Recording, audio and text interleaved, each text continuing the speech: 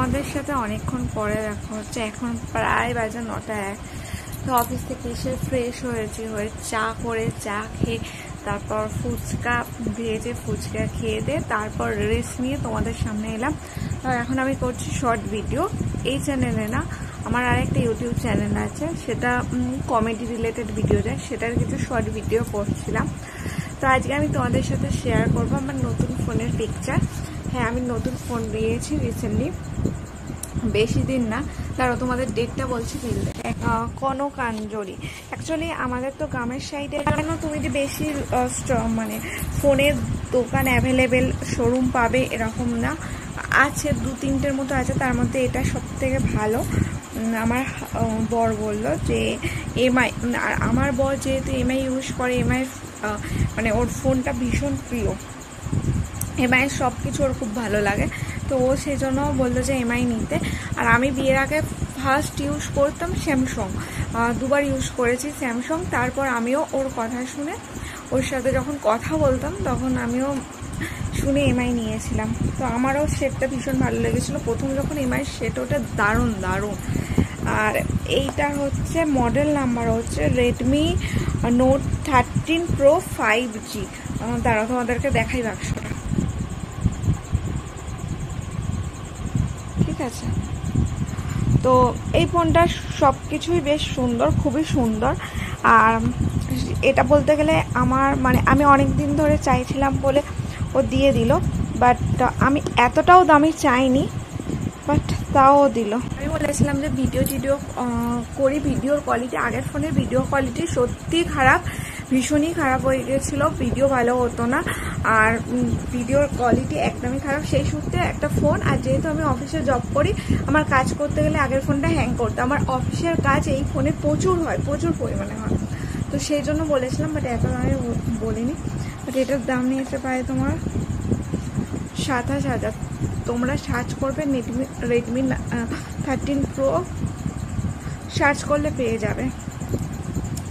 তো 27,000 মতন না, 87 দাম নিয়েছে, 27 না, ওর থেকে একটু বেশি বা কম এরকম হবে। তো যাই হোক, দাম নিয়েছে। দাঁড়াও তোমাদেরকে যা বললাম তাই দাম নিয়েছে। এই দেখো, এই যে নেওয়া হয়েছে 22/5 মানে মে মাসে নেওয়া হয়েছে। আর আজকে হচ্ছে 19 জুন, তো বিবাহ বার্ষিকী। তো এটাই আমার আর কি বিবাহ বার্ষিকীর গিফট এই বছর। তো ফোনটা নিয়েছি একরকম রিস্ক নিয়ে, এত দামি ফোন। জানি না, চাকরি করি, হ্যাঁ অবশ্যই চাকরি করি, চাকরি সূত্রে আর ভিডিও সূত্রে দুটোর জন্যই ফোন নেওয়া। এবার চাকরিতে সত্যি কথা বলতে যা ইনকাম, সেটা গ্রাম থেকে শহরে যেতে গেলে যে পরিমাণ গাড়ি ভাড়া খরচ হয়, যে পরিমাণ তোমার গাড়ি ভাড়া খরচ হয়, শুধু চাকরির ইনকামে চলবে না। তো ভিডিও শ্যুটটা, ভিডিওটা আমার অনেক দিনের শখ, অনেক মানুষের অবহেলা, লাঞ্ছনা, বঞ্চনা সহ্য করো, আর ভিডিও এটাই কি মাঝে মাঝে মনে এত কষ্ট হয় আর অনেক রকম টেনশনের মধ্যে থাকে, তখন ভিডিও দেওয়া বন্ধ করে ফেলি। বাট লড়াইটা যে চালিয়ে যেতেই হবে, এবার মনে এই শক্তি নিয়েই ভিডিও করা আবার স্টার্ট করেছি। তো যাই হোক, তোমরা সঙ্গে থেকো, পাশে থেকো। তোমরা সঙ্গে থাকলে, পাশে থাকলে আশা করছি আমি আমার বাবা মায়ের পাশে দাঁড়াতে পারবো। আমি মেয়ে হয়ে, আমার বাবা মায়ের তো ছেলে নেই, 2 বোন আমরা, তো ছেলের যে কর্তব্য করা উচিত আমি আমার বাবা মাকে আশা করি দেখতে পারবো। তোমরা যদি একটু পাশে থাকো, সাপোর্ট করো। আমার বাবা মার কথা বারবার বলি, তার কারণ হচ্ছে বাবা হয়তো খেটেছে, বাট কষ্টটা করেছে মা, মারাত্মক কষ্ট।